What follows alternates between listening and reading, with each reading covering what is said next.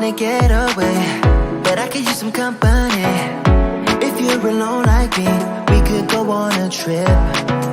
Girl, I wanna see the sun, dive into the deep ocean, dance with you all night long, move as you swing your hips. Let's take a break from the stress and the hate. Feel the loving, feel the rhythm, singing ooh na na, ooh na na. Hey, everyone. Hey, everyone. It is me, Ilyasa Simpson, aka Coach Illy, and welcome to this week's session of the Charge Room. Always on the Charge Room, we dive into the complexities of mental health, providing insights and strategies and stories to help you weather life's challenges. I definitely am here, happy to be here, and welcome. Stop by, share this broadcast, because we're going to talk about a good one, y'all. We're going to talk about a good one, and today we're going to talk about how stress can lead to depression and effective coping mechanisms that will help you navigate through the turbulent waters of depression and depressive moods, right? So I just feel that so many people go through life depressed and stressed out. We may not always want to let everybody know what we're going through. We may feel that we want to keep things to ourselves because, you don't want nobody in your business. But listen, stress is inevitable. It's a part of everyday life, whether you like it or not. From having work deadlines, relationship struggles, our daily experiences from day to day, from coming in, going out of the house to the time you return to the house, going to the supermarket, somebody bumping you with a shopping cart, like rolling over your foot with a shopping cart. Like, there are things, whether small things or large situations that may arise that's uncontrollable sometimes. But there's some things that we can control. And what we can control is what we allow what we allow ourselves to respond to. So we inhale stress, but you can also exhale the stress. You can exhale what really doesn't belong to you, because I don't know if you know, but 87% of stress that everyone walks with on a day-to-day basis is not ours. It doesn't belong to you, right? So if it doesn't belong to you, it's us worried about people, worried about family, our children, our friends, worried about work, our peers, worried, like we're just worried about people and their stuff and things that they come to us with. Maybe you're the one that listens to everyone's problems. Maybe you're that one that go to that strong person, right? But who's there for you? Who is there for you? And I'm one of those. But I believe in giving stuff back. Like I'll listen to you all day. But my all day question is, so what do you want to do about it? Because I'm going to give it right back to you. I'm not going to take it on and say, okay, come on, let's see how we going to fix this. This is not a we. This is a you. This is your stuff. That's not my stuff. It's your stuff. I will be a great listener and support to you. I will help you get referrals to wherever you need to get help. I will definitely walk you through what that looks like. However, I will not inhale your issues or problems because I have my own. Everyone has their own stuff. And I always refer it to, having your suitcase or your luggage. What are you carrying in your suitcase? Understand, why is your suitcase heavy? Why is your luggage heavy? Right? So if it's heavy, won't you start unpacking it? Unpack some of the things that you know that you are not going to wear. So why travel through time, taking things from the past when you can walk towards your future with a lighter bag of luggage, right? Just a lighter load, a lighter load. So, um, you know, what comes, with depression? Like, again, like feeling sad, feeling blue, a persuasive sense of hopelessness, um, and despair. The impact that it'll give you throughout your day-to-day life and lifestyle, right? So what causes depression is extremely significant to the contributing factor of what is bringing you to this stressed out situation. Is it something you saw? Is it something you heard? Is it something you experienced? How hard did it hit you? Like, it could be something, you don't like how you look in your clothes because you gained weight. You may not, you got a haircut that the stylist did not please you. So you're very uncomfortable with your haircut. To something as you didn't get the job that you applied for. So it disappointed you and brought you to a place where it brought sadness, and you were really relying on this job because maybe this job was that job that you dreamt to save your life and change your lifestyle forever. um it could have been, someone close to you passed away, and it brought you to a place of sadness where you are unhappy and just don't desire any type of happiness, and you went months and even years sometimes where you just grief stricken and said, you know I don't want to be bothered with the world. Things like that can be extremely harmful, and it could go from stress.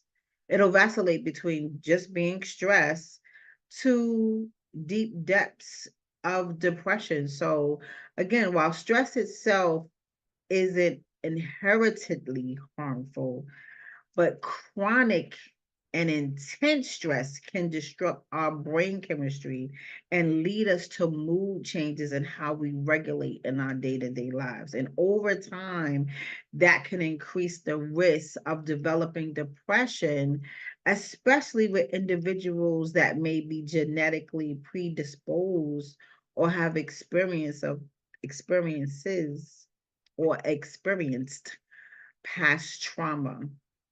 um Coping with stress and depression can feel like navigating through the storm. I also refer it to as going on a roller coaster, right?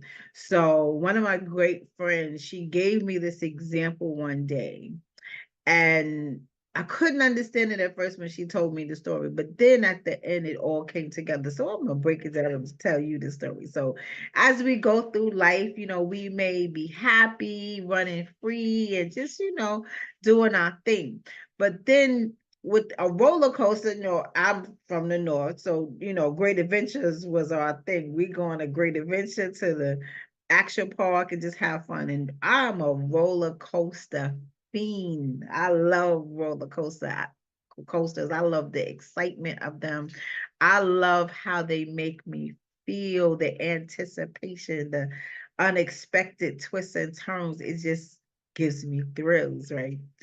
However, everyone does not like roller coasters. They don't like the feeling of having the immediate drop. So let's say we're looking at our life and we're getting in a roller coaster and we're happy, we're going up. As we're going up, everybody's excited. Yay, right? Your hands are up and everybody's turned up. But then when you get to the top of the roller coaster, there's a dip. And then the dip could twist and turn, and then your stomach's just like, oh, ooh, ah, right? You're going through this roller coaster and it's going up, flipping, backwards, sideways. And if you look at life, life will take us on through to twists and turns and unexpected twists and turns. And with that, we do not know how to respond, but to panic or, get uneasy because we're now uncomfortable, right? So as the twists and turns are coming in, but guess what? It's going quickly. That roller coaster ride is really fast. But because it feels like you're on there forever, but really it's only a matter of minutes, right? So as the ride is coming to a close, it's slowing down, right? It's slowing down. But I forgot to say one important thing. When you got into the roller coaster car, you had to put on a seatbelt. They strapped you in to secure you for this ride, because that ride, the twists and turns, imagine that would be life, but you are wrapped in security. You're wrapped in security. Just think about that. So as you're going through the twists and turns, and now again, the ride is coming to a close. And as you're coming into the bay where the ride is coming to a close, you're still safe. You're still safe.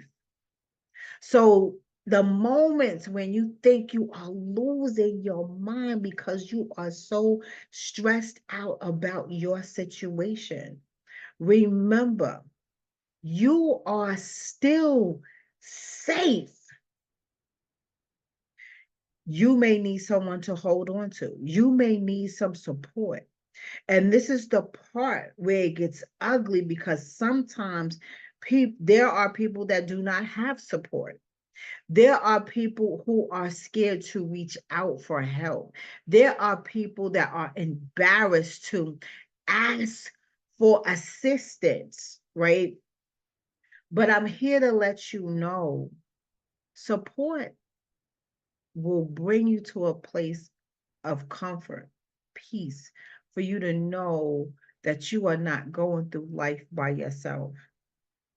And even if you don't have support that you know, there's always support that you don't know. There's always a number to call. There's always, if you have health insurance, and you should have health insurance, there are numbers that you can reach out to say, okay, I need help. They have that type of help. They have mental health help. 311 for New York City. Call 988. The number is 988.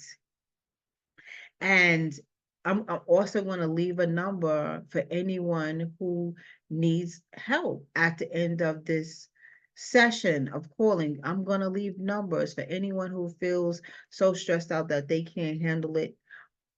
There are people to call if you don't know anyone that you trust with your situation. Again, stress because you don't have money to pay your bills, stress you need your rent or mortgage paid, stress that your car was repossessed, stress that your child is in the hospital, stress that someone close to you died. All of those are different types of stress, and people handle them and respond to them in different ways. Everyone is not a strong person. Everyone cannot handle the weight of stress. But there are some people that make it look real good and easy. There's some people that don't wear their emotions on their wrists, right?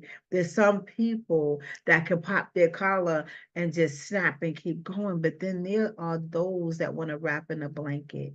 They want to sit in a corner. They don't want to clean up. They don't want to get dressed. They don't want to comb their hair or take a shower. How long have they been doing that? The longer you do it, the deeper depressed you will become. Mindfulness and meditation is a coping mechanism for stress. Being mindful. Being mindful is living for the moment. What's in front of you right now? People have the tendency to look ahead, and they will create a whole panic scenario. And the situation didn't get that far. What if? But what if? Remember, there's people that do the what if. Take the what if out of your vocabulary and ask What's in front of you right now? What are you looking at right now? And go from minute to minute. Sometimes you may not be able to breathe to the next hour. So if that is your case, step back to 30-minute increments. That's too much. Step back to 15-minute increments. I know what that is because I've done it. I've asked God, God, could you get me through the next 5 minutes? I was hyperventilating through every 5 minutes. And then when I caught my breathing, I said, okay, God, give me to the next 15 minutes. It gets deep, y'all, and it gets really dark. And when it gets really dark, it gets really hard. And especially if you're doing it by yourself. I sought prayer. Just ask God to help you. Lord, help me. Just say, Lord, help me. That's it. And believe that God will help you. Have faith and trust that God will help you. But if you're not even there, I'm just saying, you better call somebody. Call your BFF. Call a parent. Call a cousin. Call a sibling. Call a friend. Call your pastor if you're close to them. Somebody in leadership. Or the church, your church has a number. Call. Pick up the phone and call. Like I said, every city has a number. Find out what your number is. I always would create a emergency contact list in my household. These are emergency contacts. If this happens, call that. If that happens, call this. Remember, we used to have to do the police department, fire department, right? The poison control. Remember that? I don't know if people stop doing it, but I'm saying those are great numbers to always have in a place of importance, some place that you can see every single day. On that, put the suicide hotline, put a mental health support number. Add that to your list. And don't be afraid to do so because you just never know. Meditation. Sit in places where you can have breathing exercise. I love breathing exercises. They really, really, really work. Do yoga or just regular physical exercise. Go for a walk. Sometimes just going for a walk will relieve stress. But definitely breathing, definitely being mindful of your minute-to-minute activities, definitely going for a walk or a drive just to relieve the stress of the right now. Again, being mindful. Promoting mental health and well-being is extremely important. These are some effective tools and they work. And they work immediately. They will calm you down. Another aspect that you could look at is not being around people, places, and things that trigger your stress. Because there's people that just really get on your nerves. The tone and the vibration of their voice will do something to you. So you may have to maybe put on earphones. And it happens a lot of times at work. You'll be in an office or in an area that everyone works together. Just the tone of somebody's voice can irritate you. I've been there. I would wear my earphones all day. And that's if you can, because some workplaces you can't. But you could bring it to your HR. You could bring it to your manager and to help you get through it because everyone cannot work with each other. Like there's different spaces, but you again manage. Like it's not always all about you all the time. There's other people around you. So you have to do some pivots. You have to do some twists and some turns to allow yourself in spaces that you have to cope. You can be around toxicity, right? But you have to learn how to develop your own peace within the toxicity if you cannot change your situation immediately. Sometimes you have to work at something and just persevere through the troubled times. Every living in a house with a lot of individuals that don't get along, that's extremely challenging, but you have to find your peace within the challenge. So, um, create a supportive network, find a new hobby. Um, you can weather the storm. You can weather the storm. And once you learn how to reach out and ask for help or find some type of coping mechanism that will walk you softly through the rain, you will become at peace in your situation. And then you can pat yourself on the back that you did it. And it doesn't happen overnight. It doesn't happen overnight. And definitely let's not forget the power of self-care.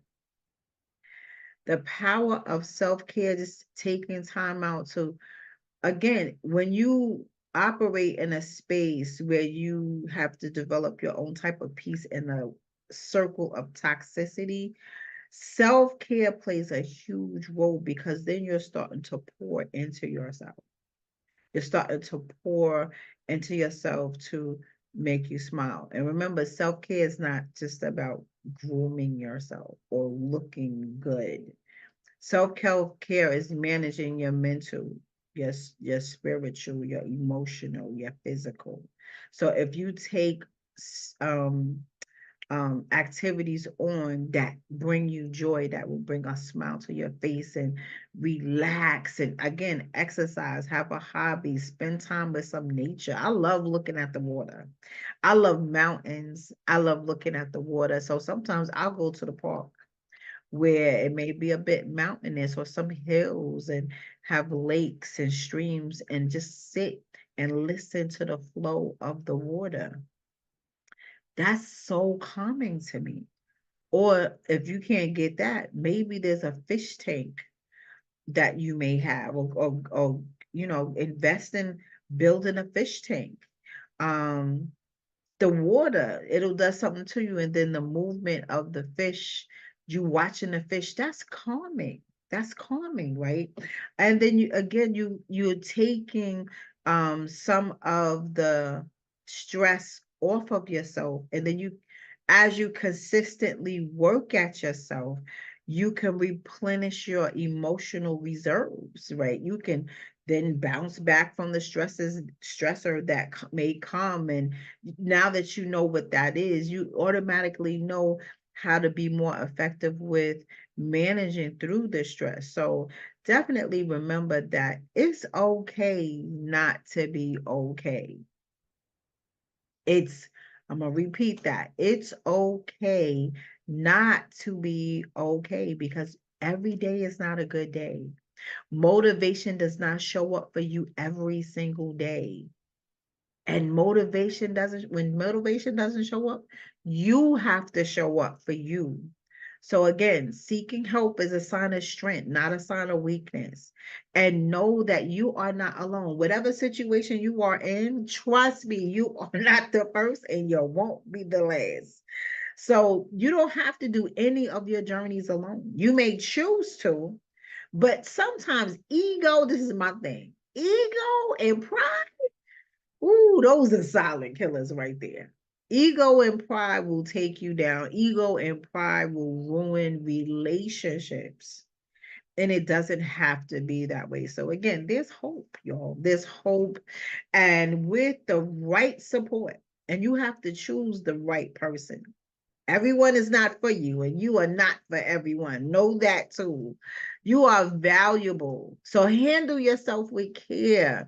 Don't neglect yourself. Don't sell yourself short. You are worthy. You are worthy. So always remember, the right support and the right strategies will get you through your troubled waters. and the storms that come, because the storms are going to come. You either in a storm, leaving a storm, or a storm is coming. So whatever it is, know that you will be consistent in how you manage. When you see it coming, get ready. There's a storm coming. Prepare for the storm. Work through the storm. Keep going until that storm is over. And again, storms, they bring testimonies, y'all. Storms bring testimonies. You will navigate your way through and you will get through it. Just have faith and believe. And like I said, praying is always a go-to for me. So if God did it for me, he could do it for you too. And I'm just sharing my personal journey because I am here. I am smiling from the inside out because I have overcame multiple storms, because we're going to come. They're part of life. It's inevitable.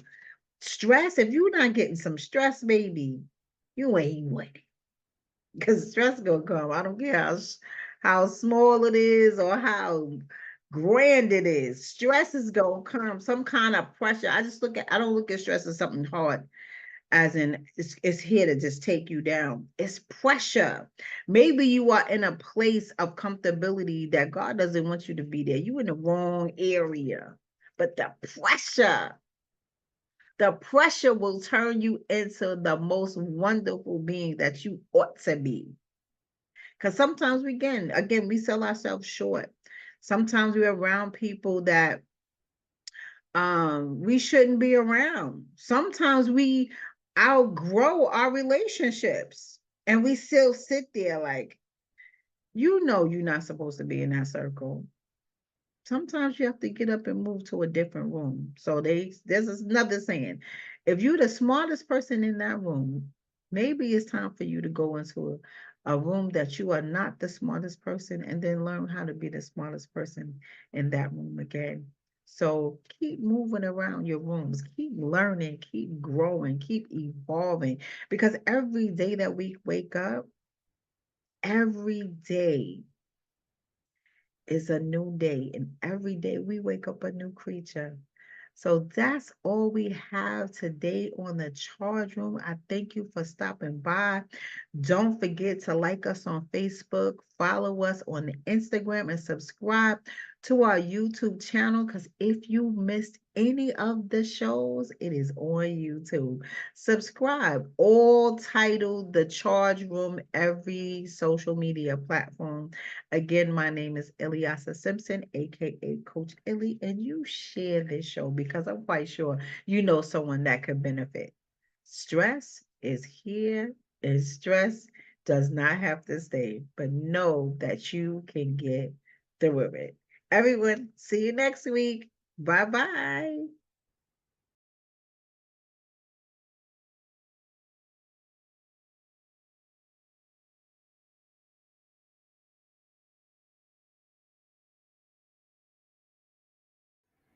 Hi, everyone. This is Ilyasa Simpson, aka Coach Illy of the Charge Room. The Charge Room has an additional entity called the Divine Expressions Media. If you're looking to be a show owner, yes, host your own show. Whether you are a content creator or just someone that wants to start fresh from the beginning and you had a dream to be on TV, this is your time. This is your moment. Become a show owner today. I have 5 spots available. And guess what? Your show will be aired on Roku, Fire, and Apple TV platforms. So connect with us today. Text SHOW to 917-810-7400. Come, let's connect to put you on the air.